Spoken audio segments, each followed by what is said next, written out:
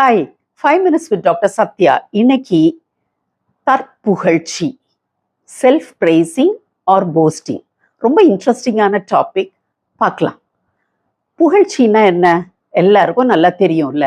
இப்போ ஒருத்தர் ஒரு வேலையை ரொம்ப அழகா செஞ்சுட்டாங்கன்னா நீங்க அதை பார்த்துட்டு ரொம்ப அழகா செஞ்சிருக்கீங்களே, சூப்பரா இருக்கு அப்படின்னு சொல்றீங்கல்ல, இது நீங்க அவங்கள புகழ்ந்து பேசுறது. இந்த புகழ்ச்சியில வெரைட்டிஸ் இருக்கு. என்னன்னா, முதல்ல நான் சொன்னேன்ல அது மாதிரி, இப்போ ஃபார் எக்ஸாம்பிள் உங்கள் ஆஃபீஸ் மேனேஜர் இருக்காங்க, உங்கள்கிட்ட ஒரு ப்ராஜெக்ட் கொடுத்துருக்காங்க, நீங்கள் ரொம்ப நல்லா அதை செஞ்சிட்டீங்க. அப்போது உங்களை அவர் கூப்பிட்டு கை கொடுத்து, நான் எதிர்பார்த்ததை காட்டிலும் ரொம்ப அழகாக நேர்த்தியாக அந்த ப்ராஜெக்டை நீங்கள் செஞ்சிட்டீங்க அப்படின்னு சொல்லி உங்களை பாராட்டும் பொழுது, அதுவும் எல்லாருக்கும் முன்னாலேயும் பாராட்டும் பொழுது, அது ஒரு நீங்கள் அழகாக அதை ஏற்றுக்கலாம், ஹம்பிளாக ஏற்றுக்கலாம். அது ஒரு நல்ல ஒரு புகழ்ச்சி, அடுத்தவர் உங்களை பாராட்டுறது. ஆனா இன்னொரு விதமான புகழ்ச்சி ஒண்ணு இருக்கு. அது என்னன்னா, ஒருத்தர் தன்னைத்தானே புகழ்ந்து பேசுவது. அதுதான் இந்த செல்ஃப் பிரேசிங் அல்லனா போஸ்டிங், பிராகிங்னு கூட சொல்லலாம். சிலவங்களை பார்த்தீங்கன்னா தங்களை பத்தியே பேசிட்டு இருப்பாங்க. இந்த வேலை என்னால அவ்வளவு சூப்பரா செய்ய முடியும், வேற யாராலையும் செய்ய முடியாது, இந்த வேலையை அப்படி செஞ்சிருவேன், இப்படி செஞ்சிருவேன், எனக்கு அவ்வளோ ஸ்கில் இருக்கு, அவ்வளோ எபிலிட்டி இருக்கு, உங்களால எல்லாம் முடியாது அப்படின்னு சொல்லி எப்ப பார்த்தாலும் தங்களை பத்தியே புகழ்ந்து பேசிக்கிட்டே இருப்பாங்க, பெருமையா பேசிக்கிட்டு இருப்பாங்க. அந்த கேட்குறவங்கள சில வேளைகள்ல மட்டம் தட்டி கூட பேசுவாங்க. இதுதான் இந்த செல்ஃப் பிரேசிங் இல்லைன்னா போஸ்டிங்.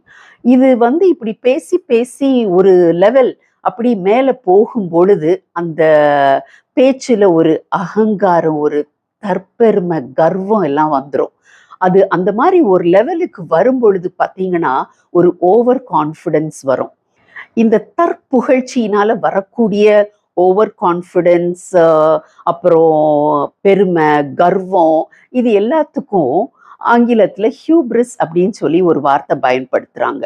இது ஒரு கிரீக் வேர்ட்ல இருந்து பெறப்பட்ட ஒரு வார்த்தை. இது எப்படின்னா, ஓவரா தன்னை பத்தியே பேசி தற்பெருமை பேசி அப்படி இருக்கிறவங்க ஒரு ஸ்டேஜ்ல என்னால மட்டும்தான் இதை செய்ய முடியும் அப்படின்னு சொல்லி ஒரு ஓவர் கான்ஃபிடென்ஸ் அவங்களுக்கு வரும். அந்த ஓவர் கான்ஃபிடென்ஸ் வரும்பொழுது அதோடு கூட சேர்ந்து ஒரு ப்ரைட், ஒரு கர்வம் எல்லாம் வந்துடும். சரியா? அப்பதான் மற்றவங்களெல்லாம் ரொம்ப மட்டம் தட்டியெல்லாம் பேசுவாங்க. அதுக்கு தான் ஹியூப்ரிஸ்ன்ற வேர்டை பயன்படுத்துவாங்க. இது ஒரு சென்டென்ஸ்ல உங்களுக்கு அழகா சொல்லணும் அப்படின்னு சொன்னா, his failure was brought on by his hubris அப்படின்னு ஒரு சென்டென்ஸ். அதுல இருந்து உங்களுக்கு புரிஞ்சிருக்கும் அப்படின்னு நினைக்கிறேன். ஃபார் எக்ஸாம்பிள், ஒருத்தர் ரொம்ப நல்ல பைக் ஓட்டுறாருன்னு வச்சுக்கோங்களேன். நல்ல ஃபாஸ்டா ஓட்டுவாங்க, நல்ல ஸ்கில் இருக்கு, எல்லாம் இருக்குதான். அதுக்காக ரோட்ல மற்றவங்க ஓட்டுறதெல்லாம், இவனுக்கெல்லாம் என்ன பைக் ஓட்டவே தெரிய மாட்டேங்குது, இப்படி சரியா ஓட்ட தெரியலன்னா இவன் எல்லாம் எதுக்கு ரோட்ல பைக்கை ஓட்டிக்கிட்டு நம்மளுடைய உயிரையும் வாங்குறான், அப்படி இப்படின்னு பேசுறது, என்ன மாதிரி பைக் ஓட்டுறதுக்கு ஆளே கிடையாதுன்னு சொல்லி அப்படி ஃபாஸ்டா ஓட்டுறது, ஒரு அரகன்ஸ் வந்துடுது, என்னால தான் முடியும் அப்படின்னு சொல்லிட்டு இப்படி அந்த லெவல் அப்படி போய் போய் ஓவர் கான்ஃபிடன்ஸ் அந்த லெவலுக்கெல்லாம் வரும்போது, ஹியூப்ரிஸ் வரும்போது என்ன ஆகும்னு சொன்னா, அந்த சேஃப்டி ப்ரிகாஷன்ஸ் அது இதெல்லாம் அப்படியே பேக் சீட் போயிடும், கர்வம் தலைக்கு ஏறிடும். அவங்க எந்த ஸ்கில்ல பெருசா நினைச்சாங்களோ, எந்த ஸ்கில்ல பத்தி ஓவரா என்ன அடிக்க ஆளே இல்லை அப்படி இப்படின்லாம் பேசினாங்களோ, அதுவே ஒரு சறுக்கல்ல கொண்டு விடும், ஒரு ஆபத்துல கொண்டு போய் விடும். சரி, இந்த தற்புகழ்ச்சி பேசுறவங்க இப்படி பேசிக்கிட்டே இருக்கும்போது அதை கேட்கறவங்களுக்கெல்லாம் ஒரு எரிச்சல் வரும். என்னடா இவங்க இப்படி பேசிக்கிட்டே இருக்காங்க, இவனால மட்டும்தான் முடியுன்ற மாதிரி பேசுறானே, அப்படி இப்படின்னு அவங்க மனசுல அது கேட்கறதுக்கே ஒரு வெறுப்பா தான் இருக்கும். சரி, மற்றவங்களுக்கு தான் அப்படின்னு சொன்னா கடவுளுக்கும் இது பிரியம் இல்லாத ஒரு காரியம். பைபிள்ல ப்ராவர்ப்ஸ் 27:2 ஒரு வசனம் வாசிக்கிறேன். உன் வாய் அல்ல, புறத்தியானே உன்னை புகழட்டும், உன் உதடு அல்ல, அந்நியனே உன்னை புகழட்டும். Let someone else praise you, not your own mouth, an outsider, not your lips. என்ன அழகா சொல்லப்பட்டிருக்கு பார்த்தீங்களா? ஸோ கடவுளுக்கு தெரியும் இந்த மாதிரியெல்லாம் நிறைய பேர் பேசிக்கிட்டு தெரிவாங்க அப்படின்னு சொல்லிட்டு. அது அவருக்கு பிடிக்காத ஒரு காரியம். ஏன்னா இந்த தற்புகழ்ச்சி என்ன ஆகும்னு அழகா பைபிள்ல சொல்லப்பட்டிருக்கு பாருங்க. ப்ராவர்ப்ஸ் 16:18. அழிவுக்கு முன்னானது அகந்தை, விழுதலுக்கு முன்னானது மனமேட்டிமை. Pride goes before destruction and a haughty spirit before a fall. Haughtyனா arrogant.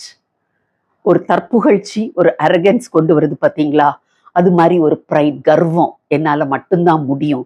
இது எல்லாம் அழிவுக்கு முன்னால நடக்கக்கூடிய காரியங்கள். இப்படி எல்லாம் ஒரு மனுஷன் இருந்தான்னா யோசிச்சுக்கோங்க, அவன் அழிவை நோக்கி போய் கொண்டிருக்கிறான். இந்த தற்புகழ்ச்சி பண்றவங்கள மனுஷங்களுக்கும் பிடிக்காது, கடவுளுக்கும் பிடிக்காது. ஒருவேளை உங்களுக்கு அந்த மாதிரிப்பட்ட ஒரு தற்புகழ்ச்சி செய்கிற ஒரு குணம் உங்களுக்கு இருக்கும்னா அதை விட்டுருங்க. உங்களை மற்றவங்க தான் பாராட்டணும். அப்படி அவங்க உங்களை பாராட்டும் பொழுதும் புகழ்ந்து பேசும் பொழுதும் அதை கூட ஒரு ஹம்புளா ஏற்றுக்கொள்ள பழகுங்க. அதுதான் உங்களுக்கு நல்லது. God bless you. Hi friends, இன்னைக்கு நான் உங்களோடு பேசுனது தற்புகழ்ச்சி பத்தி, செல்ஃப் பிரைசிங். இது கடவுள் விரும்பாத ஒரு குணம். மற்றவங்க கூட விரும்ப மாட்டாங்க. ஸோ அதை பற்றி தான் இன்னைக்கு பேசியிருக்கிறேன். இதை நிறைய பேருக்கு நீங்கள் ஷேர் பண்ணுங்க. அது மட்டும் இல்லை, இந்த சேனலுக்கு சப்ஸ்கிரைப் பண்ணுங்க. தேங்க்யூ. God bless you.